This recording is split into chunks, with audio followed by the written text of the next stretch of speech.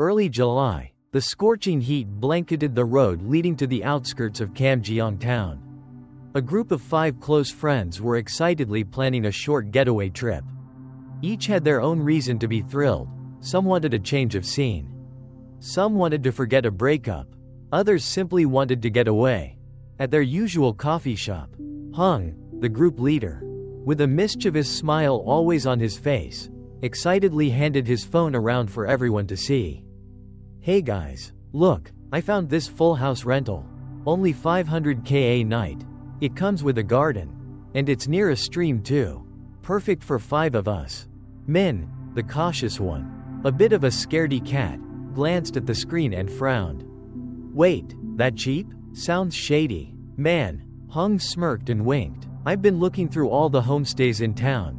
They're like 1 or 2 million per night. This one's a bargain, and looks clean, fully furnished, big yard, perfect for barbecue, too." The joker of the group leaned his chin on his hand, staring at the house photos. "Looks nice, but what's with the house number? 34? Ha-vy, the only girl in the group, sensitive to spiritual stuff, looked up, a bit concerned. "I heard number 34 isn't good around here, especially in old neighborhoods, but maybe it's fine?" Phuong Anh, the quiet one who had been silent this whole time, suddenly whispered. "This place looks really familiar." The group froze. Min swallowed. "What do you mean?" Phuong Anh shook her head, lips tightly sealed. "No, never mind, I must be mistaken." Phuong clapped her on the shoulder, laughing loudly. "Nonsense. Let's go. With me here, no ghost would dare show up." Eventually, lured by Phuong's enthusiasm and the cheap price, the group agreed. The next afternoon, house number 34 appeared before them, nestled in the middle of a weedy field, grass up to their knees. The tiled roof was faded, paint peeling from the walls, and in the front yard stood a lonely rusty swing, swaying gently in the breeze. Phuong parked his bike, grinning. "See? 500k is a steal." Min shivered. It looks different from the photos. Doesn't it?" Tu chuckled. "Must have used a beauty filter app." Ha-vy gently tugged on Phuong Anh's hand. "You okay?" Phuong Anh hesitated, eyes scanning the house, her face suddenly pale, but she forced a smile. Nodding, "It's fine. They brought their stuff inside." The inside was relatively clean, simple furnishings, but one thing made Min's skin crawl. The wall clock had stopped, at exactly 12:34 a.m. Min gulped. "Hey, the clock's dead." Phuong waved it off. "Forget it. Tonight, we'll pitch tents in the yard and have a barbecue." Only Ha-vy kept glancing at the corner of the room. There stood an old mirror, stained and mottled, vaguely reflecting a human figure. She softly asked, "Who put a mirror in the living room?" Phuong frowned. Who knows? Maybe the landlord." Tu excitedly turned on his Bluetooth speaker. "All right, let's unpack fast and start the party. We're playing werewolf tonight." Min muttered. "You and your weird games?" Phuong Anh looked around, then quietly whispered to Ha-vy. "Vy, I swear, I've seen this house in my dreams before." Ha-vy shivered. "Don't scare me." Phuong Anh gripped her friend's hand tightly. "In the dream, I saw someone hanging, right in the room we're staying in." Around 7 p.m., a deep red sunset fell over the weedy yard. The group set up their barbecue table outside, fairy lights hanging from dry branches, casting dim flickers. Tu raised his beer, grinning. "All right, folks, cheers to the new house." Everyone shouted, "Cheers." Min sat close to Ha-vy, glancing nervously at the dark house behind them. He tugged on her sleeve, whispering, "You noticed since we arrived, I haven't seen a single soul around here?" Ha-vy nodded. "Yeah, way too quiet." Phuong overheard and joked, "Didn't you all want a quiet place? This is rural serenity at its finest." Phuong Anh quietly ate, eyes still roaming the house. From a pitch-dark upstairs window, she suddenly caught a glimpse of someone standing by the glass. She dropped her chopsticks, face drained of color. Ha-vy noticed and asked softly, "What is it, Phuong Anh?" Phuong Anh trembled. "Vy, I swear, someone's standing up there." Min whipped around and looked at the second-floor window. Empty. Hung squinted. There's nothing there. You're seeing things. Phuong Anh shook her head frantically. No, I saw it clearly. Tu cut in, trying to lighten the mood. Maybe the landlord forgot something. Hung shrugged. But we rented the whole place. No one else should be here. Min's voice chilled. Then, who's standing there? No one replied. The party suddenly fell silent. Only the sound of the wind rustling through the tall grass remained, sounding eerily like someone whispering, with an icy breath. Noi ban kan fan dik tip cho don sao hoak muon chen fan joy thu video. Kiu goi zem tap tip theo. Min say ho tro lin ne. Around 11 p.m., the group cleaned up after dinner and headed inside to get ready for bed. Ha Vy checked her phone for signal. She frowned. Huh? Suddenly there's no signal at all. Min tried his phone too. Same here. Tu shrugged. Maybe the signal's weak around here. Hung grumbled. We'll get a different SIM tomorrow. The group set up mattresses in the living room. Hung, Min, and Tu lay on one side. Phuong Anh and Ha Vy lay on the other. The dim night light cast a soft glow. But the air inside the house suddenly turned unnaturally cold, even though the windows were all closed. Min pulled up his blanket and whispered, Hey, do you guys feel cold? Ha Vy shivered slightly. I feel something weird too. Tu teased. Maybe the ghosts come to kiss us. Hung snapped his fingers. Shut up. Turn off the light. We gotta get up early to visit the stream. Silence. The room sank into darkness. 12:34 a.m. The wall clock gave off a faint tick, tick, tick, then stopped completely. In the corner of the room, the old foggy mirror suddenly reflected a shadowy figure standing still. Head bowed low. Phuong Anh opened her eyes and looked at the mirror. She froze. In the mirror, she clearly saw the image of a woman with long hair, wearing a filthy white dress, standing behind their group as they slept. Phuong Anh trembled, unable to move. She whispered shakily to Ha Vy. Vy, wake up. Ha Vy opened her eyes slightly. What is it? Phuong Anh choked on her voice. There's someone standing in the mirror. Ha Vy looked over. In a flash, the figure disappeared. The mirror once again only reflected the dim light from outside the window. Ha Vy gripped Phuong Anh's hand tightly. Stay still, don't say a word.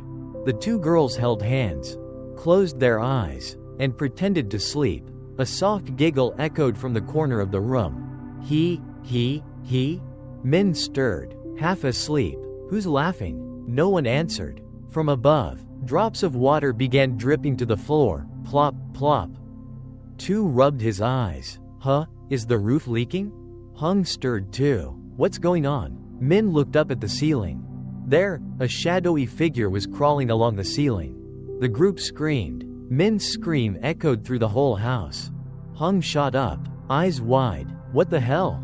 Min pointed at the ceiling, trembling. There's someone crawling up there. Ha Vy gasped, eyes bulging. I saw it too. Hung grabbed his phone and turned on the flashlight, sweeping it across the ceiling. Nothing, just old wooden panels stained with watermarks. Tu swallowed hard, trying to joke to ease the tension. Maybe we imagined it, or it was a cat. Phuong Anh sat curled up, lips purple. No, it was a person. Min shivered violently, trying to speak clearly. A woman, with long hair, crawling along the ceiling. The room felt completely silent. The sound of water dripping onto the wooden floor continued steadily. Ha Vy suddenly realized something. She looked around, her voice shaking. Wait, guys, this house doesn't have a water tank. Where's the dripping coming from? As soon as she finished the sentence, the room went eerily still. Hung frowned. Damn, she's right. No one had the courage to stay in that room. They grabbed their phones, flashlights, and bolted out into the yard. Outside, the pale moonlight shone on the damp grass, cold as ice. Ha Vy clung tightly to Phuong Anh. I told you, something's wrong with this place. Min's voice cracked. Maybe we should just leave now? Tu looked at his watch. It's the middle of the night. You want to run through the woods now? Hung clenched his jaw. You guys wait here. I'm going in to grab the bike keys. Don't. Phuong Anh burst into tears. Don't go back in. Hung's voice turned firm. You want us to wait here till morning? I'll go quick and come right back. He took the flashlight, inhaled deeply, and headed toward the door. Min shouted, Hung, wait! But Hung had already disappeared inside. From within, the flashlight flickered, then suddenly, the light went out. A clatter, the flashlight hit the ground. Ha-vy screamed at the top of her lungs. Hung, no response. Everyone stood frozen in fear. Min whispered, barely audible, Did you hear that? In the darkness, a faint voice echoed, Leave this place? Phuong Anh burst into tears. You heard it, it's her. Tu's face turned pale. What do we do now? Ha-vy bit her lip, gripping Phuong Anh's hand. I'll go in with Vy and pull Hung out. You guys stay here. If you see anything, yell. Min quickly shook his head. No, don't let anyone else go in. But something deep inside told Ha-vy, if they left Hung alone in there, he might not make it. Ha-vy grabbed Phuong Anh's hand. Hurry! The two turned on their phone flashlights, trembling as they stepped back into the house. Inside, the air was icy cold. A foul, metallic smell filled the space. Their lights barely pierced through the thick darkness. Phuong Anh's teeth chattered. Vy, I'm scared. Ha-vy tried to keep calm. Follow me. The two tiptoed past the living room, heading toward Hung's room. The door was slightly ajar. Ha-vy gently pushed it open. Creak. Inside the room, it was completely empty. No one was there. Only Hung's flashlight lay rolling on the floor, its beam flickering faintly. Suddenly, from the ceiling, something dropped right in front of them. Both girls screamed. It was an old noose, a frayed rope dangling, soaked in dark blood. From the ceiling, the pale face of a woman appeared, her long hair hanging down, black blood dripping from her eyes as she stared at them upside down. Her lips moved. Vey, now?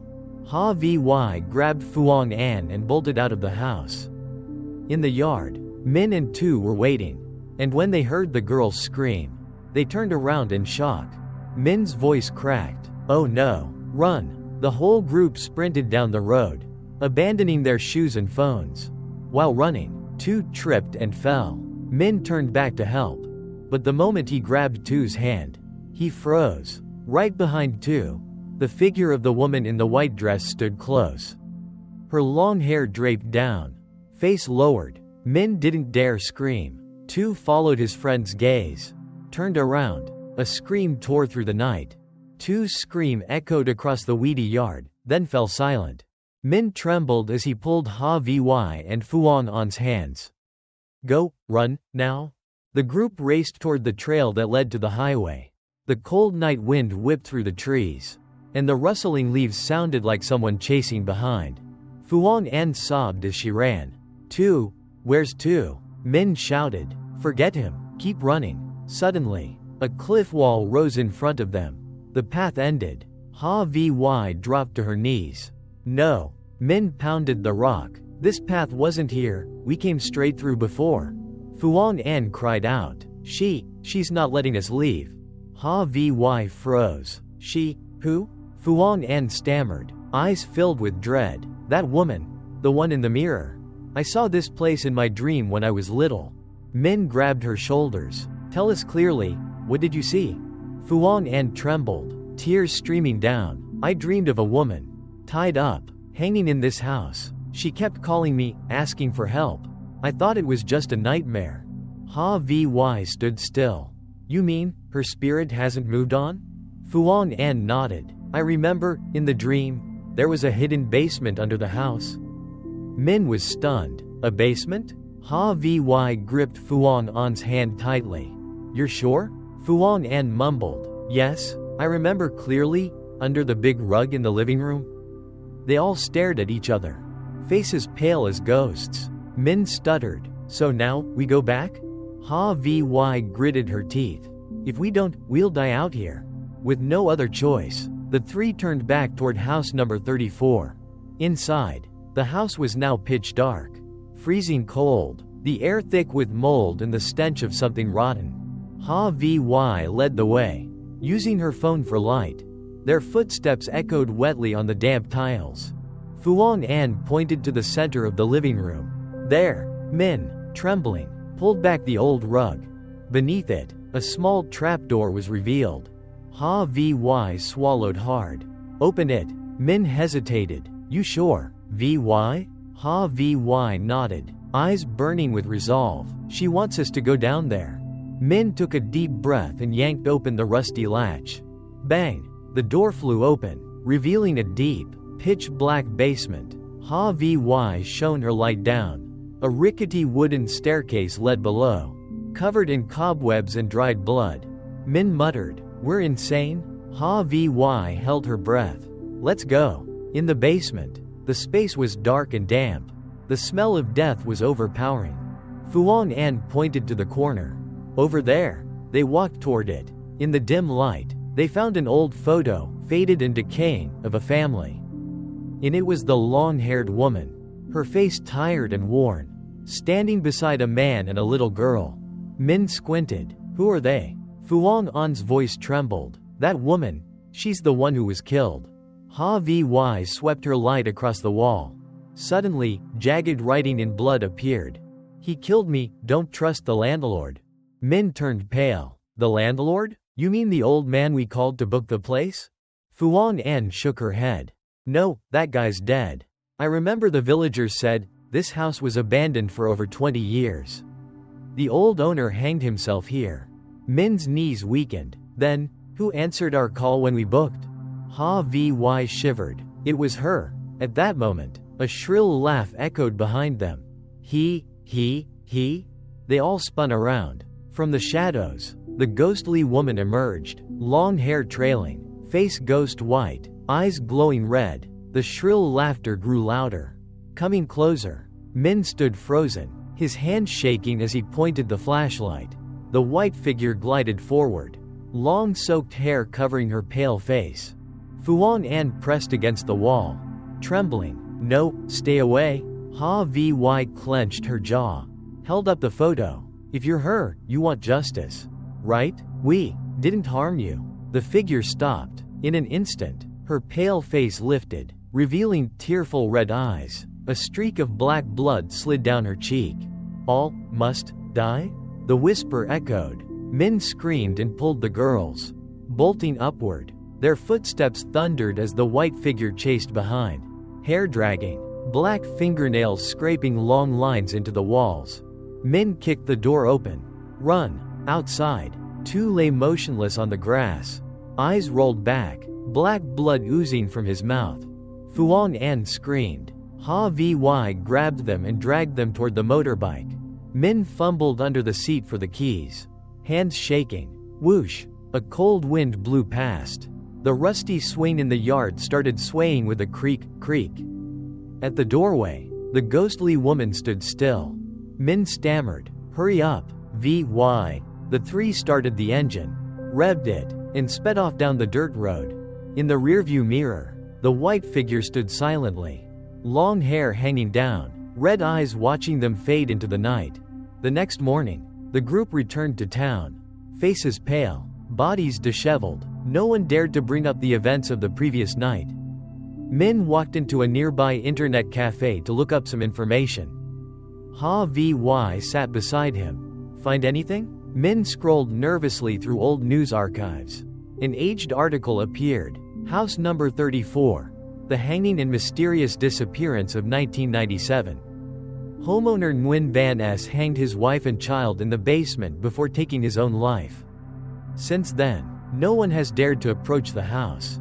Local authorities confirm it has been abandoned for over 20 years.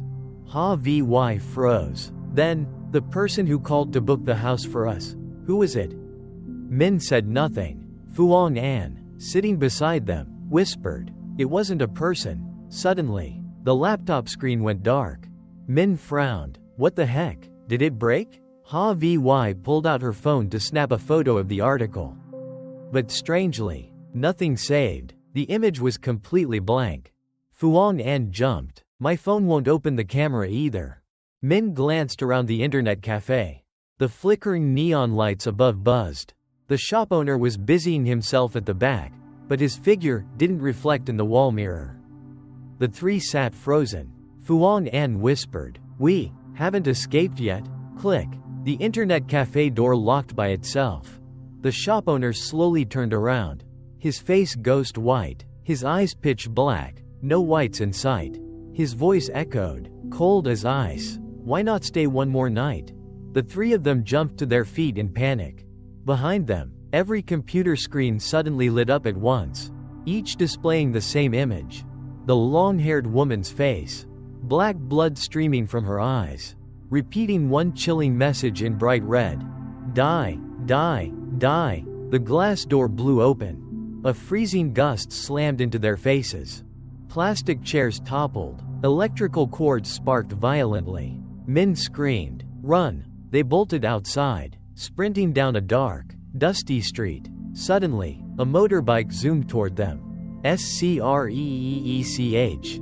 The rider hit the brakes hard, then hurriedly adjusted his helmet and mumbled, "Oh hey, you guys came too? I just booked a new homestay, heard it's cheap and nice. Out on the edge of town, near a stream, house number 43, I think." Phuong Anh froze. She blinked, then turned to Vy. "No, it's not 43. She swallowed hard. "It's 34. From behind, in the rearview mirror of the motorbike, the faint image of the long-haired woman appeared, smiling.